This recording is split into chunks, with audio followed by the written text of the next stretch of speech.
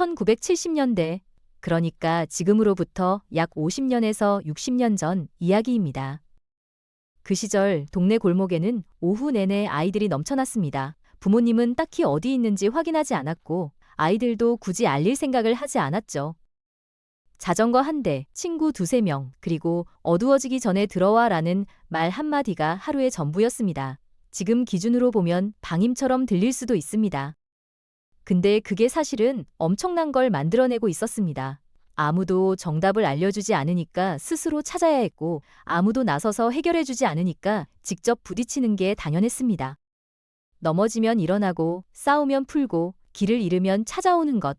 그게 그냥 하루였습니다. 누가 이렇게 하면 강해진다고 가르친 게 아니라 그냥 살다 보니 몸에 새겨진 겁니다.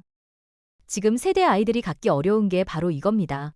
감시받지 않는 시간, 실패해도 괜찮은 공간, 그리고 스스로 결정해야 하는 상황들이요. 그 시절 아이들한테는 묘한 감각이 하나 있었습니다. 어떻게 해야 할지 전혀 모르는 상황에서도 주저앉지 않는 그 감각이요. 어떻게든 되겠지가 아닙니다. 그건 그냥 포기랑 비슷한 말이죠. 그게 아니라 내가 어떻게든 해보지라는 느낌입니다. 딱 한 글자 차이처럼 보이지만 심리적으로는 완전히 다른 세계입니다. 전자는 결과를 남한테 맡기는 거고 후자는 결과를 내가 쥐겠다는 겁니다. 지금 30대, 40대 중에 어릴 때 골목에서 뛰어놀았던 분들이라면 이 감각이 뭔지 아마 바로 느껴지실 겁니다. 별것도 아닌 상황에서 친구들끼리 머리를 맞대고 방법을 찾아냈던 그 기억이요. 누가 시켜서 한 게 아니라 그냥 그렇게 했습니다. 그게 반복되다 보니 어느 순간 나는 웬만한 건 해낼 수 있다는 조용한 확신이 생긴 겁니다. 화려하지도 않고 큰 소리치는 자신감도 아닙니다. 그냥 묵직하게 자기 안에 자리 잡은 믿음이었죠. 그런데 이 감각이 그냥 하늘에서 뚝 떨어진 게 아닙니다. 뿌리가 있습니다. 70년대 사람들 부모님은 대부분 전쟁을 직접 겪었거나 전쟁이 끝난 직후 폐허 위에서 살아남은 분들이었습니다. 진짜 굶어본 적 있고 진짜 무서웠던 적 있는 사람들이요.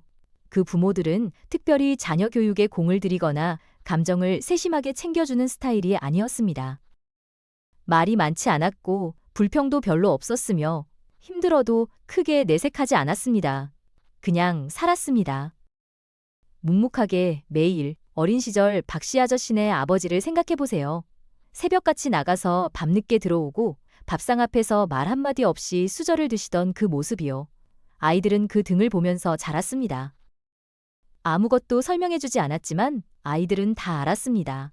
삶이란 게 원래 이렇게 무게가 있는 거구나. 그래도 저렇게 버텨내는 거구나. 말이 아니라 등으로 가르친 겁니다.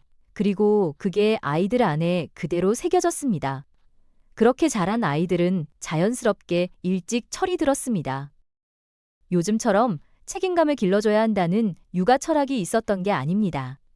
그냥 환경 자체가 그렇게 만들었습니다. 뭔가 망가지면 새로 사달라는 말보다 어떻게 고칠지를 먼저 생각했고, 일이 틀어지면 누구 탓을 하기보다 다음 방법을 찾았습니다. 예를 들어 자전거 체인이 빠지면 그냥 끌고 집에 오는 게 아니라 길바닥에 쪼그려 앉아서 맨손으로 끼웠습니다. 손에 기름이 묻어도 됐습니다. 그게 당연한 거였으니까요. 도움이 필요한 순간에 누군가 달려와 주길 기다리는 대신 자기 자신이 그 누군가가 되어야 한다는 걸 일찍부터 몸으로 알았습니다. 지금 들으면 좀 고단하게 느껴질 수도 있습니다. 근데 그 아이들한테는 그게 특별한 일이 아니었습니다. 그냥 일상이었습니다. 책임이라는 단어를 배우기도 전에 이미 책임을 지고 있었던 거죠. 그리고 그 경험들이 쌓이면서 어느 순간 나는 웬만한 건 감당할 수 있다는 감각이 만들어졌습니다. 그 아이들 주변에는 또 다른 선생님들이 있었습니다. 교실 밖의 선생님들이죠. 그 시절 골목 어귀에는 항상 누군가가 있었습니다. 바로 이웃 어른들이었습니다.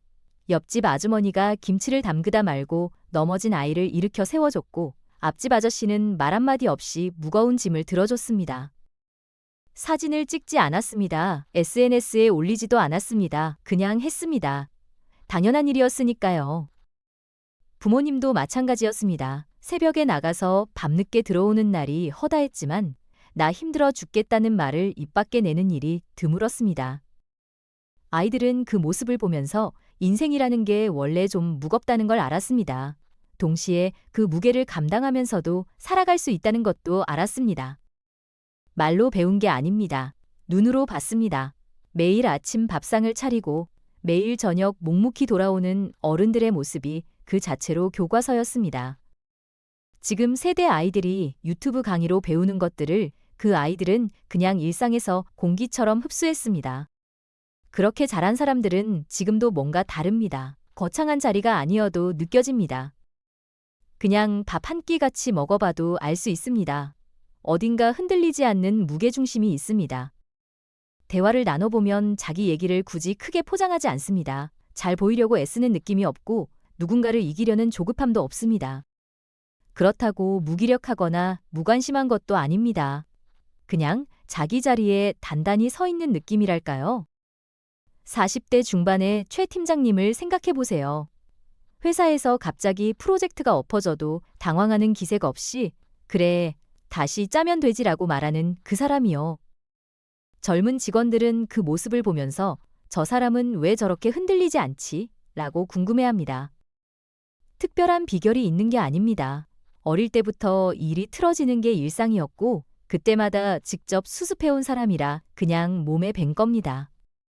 그 자신감은 꾸며낸 게 아닙니다. 진짜 어려운 상황들을 여러 번 통과하면서 자연스럽게 쌓인 것들이기 때문에 흔들리지 않는 겁니다. 그 세대에게는 한 가지 독특한 점이 있습니다. 그들은 두 개의 세상을 동시에 살아본 유일한 세대라는 겁니다.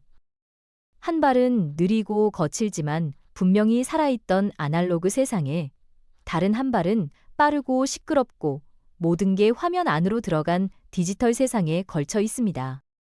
스크린도 없고 알림도 없던 시절을 몸으로 기억하면서 동시에 스마트폰을 손에 쥐고 카카오톡을 쓰는 세상 안으로 걸어 들어간 사람들이죠.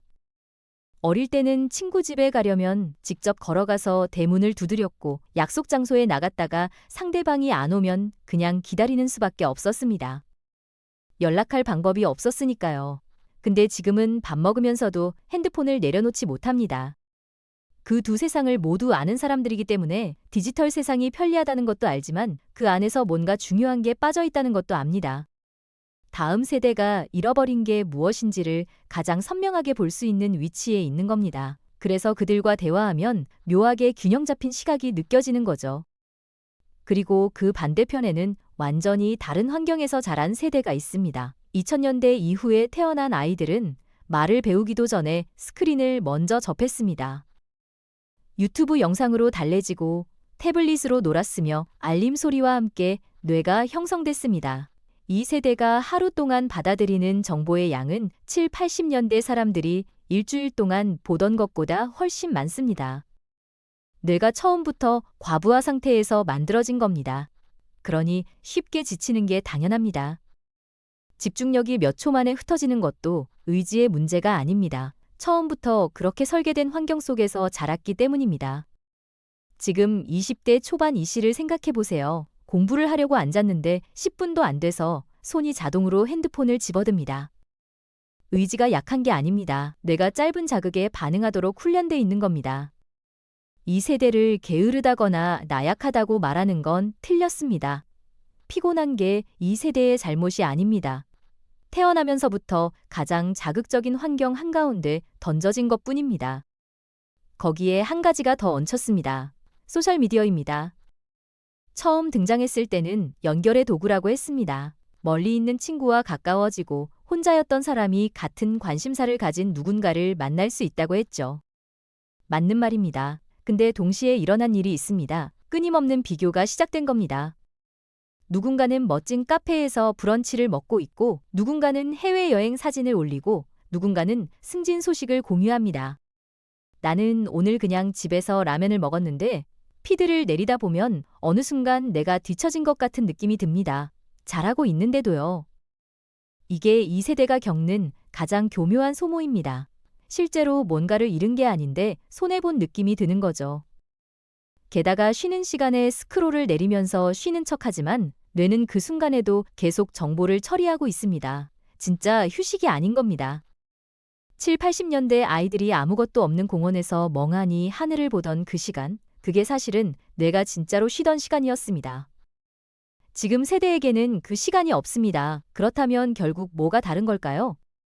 강인함입니다. 근데 강인함이라는 게 누가 가르쳐 준다고 생기는 게 아닙니다. 강의를 듣는다고, 책을 읽는다고, 유튜브 영상을 본다고 생기지 않습니다. 직접 경험해 봐야 생깁니다. 70년대에 자란 사람들이 단단한 이유는 특별한 훈련을 받아서가 아닙니다. 그냥 그 시대를 살아냈기 때문입니다. 그 시험의 이름은 고난이 아니었습니다. 그냥 일상이었습니다. 매일 아침 골목으로 나가고 스스로 부딪히고 저녁에 집으로 돌아오는 그 반복이 그들을 만들었습니다. 그렇다면 지금 세대는 어떤 시험을 치르고 있을까요? 더 많은 정보, 더 많은 선택지, 더 많은 비교 속에서도 중심을 잃지 않는 것입니다. 쉬어도 된다고 스스로에게 허락하는 것입니다. 남의 속도가 아니라 자기 속도로 가는 것입니다. 어쩌면 그게 지금 이 시대가 요구하는 강함의 모양일지도 모릅니다. 시대마다 시험의 형태는 달랐지만 결국 그 시험을 버텨낸 사람들이 다음 세대의 등이 됐습니다. 지금 여러분이 버텨내고 있는 이 일상도 누군가에게는 그 등이 될 겁니다. 세대마다 각자의 무게가 있었습니다. 7, 80년대에 자란 사람들은 결핍과 침묵 속에서 단단해졌고 지금 세대는 넘쳐나는 것들 속에서 중심을 찾아야 합니다. 어느 쪽이 더 힘들었냐고 묻는다면 사실 그 질문 자체가 크게 의미 없을지도 모릅니다. 시험의 형태가 달랐을 뿐 모두 각자의 방식으로 살아내고 있는 겁니다. 중요한 건 지금 여러분이 서 있는 자리입니다. 오늘 하루도 알림 속에서 버텨냈다면 그것도 이미 하나의 시험을 통과한 겁니다. 여러분은 지금 어떤 시험 앞에 서 있나요? 여러분은 2000년대를 살고 있는 반세기 전 아이들인가요? 아니면 2000년대의 아이들인가요? 지금까지 반세기 전 아이들이 지금 우리보다 강했던 이유에 대해 알아보았습니다. 여러분의 구독과 좋아요는 큰 힘이 됩니다. 다음 영상도 기대해 주세요.